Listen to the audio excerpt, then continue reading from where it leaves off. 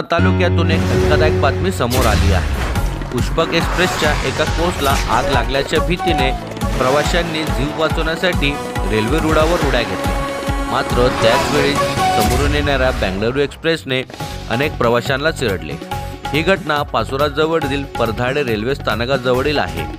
ही घटना बुधवारी दुपारच्या सुमारास घडली। या घटनेत नेमके किती प्रवाशांचा मृत्यू झाला व जखमी झालेले याबाबत माहिती अद्याप उपलब्ध झालेली नाही। मात्र या घटनेने रेल्वे प्रशासनासह जिल्ह्यात प्रचंड खळबळ उडालेली आहे। स्थानिक पोलीस प्रशासनासह जिल्हा अधिकारी तसेच रेल्वेच्या वरिष्ठ अधिकाऱ्यांनी घटनास्थळी धाव घेतली आहे। आग लागल्याच्या भीतीने उड्या मारल्याची माहिती सूत्रानुसार समोर आलेली आहे। पुष्पक एक्सप्रेसच्या एका कोचमधून धूर येत असल्याने कोचला आग लागल्याचं वाटून काही प्रवाशांनी उड्या मारल्या। मात्र त्याचवेळी समोरून येणाऱ्या बेंगळुरू एक्सप्रेसने अनेक प्रवाशांना चिरडले तर अनेक जण या अपघातात जखमी झाले आहे। या भीषण अपघाताने जळगाव जिल्ह्यात मोठी खळबळ उडालेली आहे। त्यानंतर अपघातानंतर परधाडे येथे लोकांनी मोठी गर्दी केली।